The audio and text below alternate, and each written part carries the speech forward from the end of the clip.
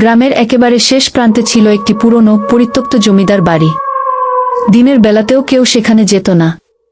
গ্রামের বয়স্করা বলতো রাত 12টার পরে সেই বাড়িতে বোবা জিন ঘোরাফেরা করে। সে কোনো কথা বলতে পারে না, কিন্তু তার উপস্থিতি বোঝা যায় অদ্ভুত ঠান্ডা হাওয়া, ভারী পায়ের শব্দ আর ছায়ার মতো চলাফেরা দেখে। একদিন সাহসী কিশোর রাহাত তার বন্ধুদের সঙ্গে বাজি ধরল। সে প্রমাণ করবে এসব শুধু মানুষের বানানো গল্প। রাতে একটি টর্চ হাতে সে একাই জমিদার বাড়ির দিকে রওনা দিল। বাড়ির ভাঙা দরজা ঠেলে ভেতরে ঢুকতেই চারদিকে ধুলো আর মাকসার জাল।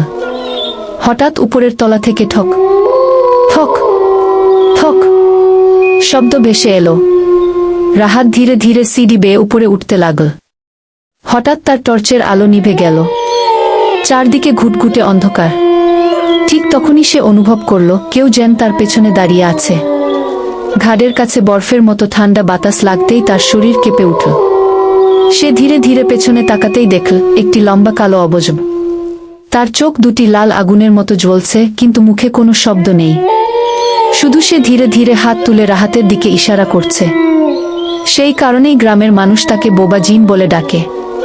রাহাত ভয়ে দৌড় দিতে গিয়ে হোঁচট খেয়ে পড়ে গেল। আবার উঠে যখন দৌড়াতে শুরু করল, তখন শুনতে পেল তার পেছনে ভারী পায়ের শব্দ। মনে হচ্ছিল কেউ খুব কাছে চলে এসেছে।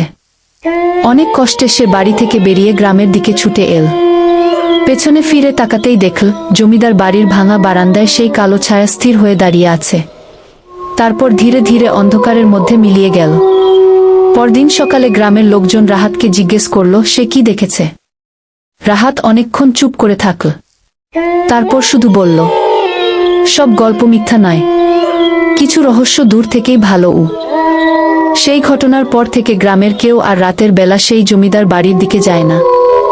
আজও নাকি গভীর রাতে সেখানে ঠান্ডা বাতাসের সঙ্গে ভেসে আসে অদ্ভুত পায়ের শব্দ, কিন্তু কোনো কণ্ঠস্বর শোনা যায় না। গ্রামের মানুষ বিশ্বাস করে বোবা জিন এখনো সেই বাড়ি পাহারা দেয়।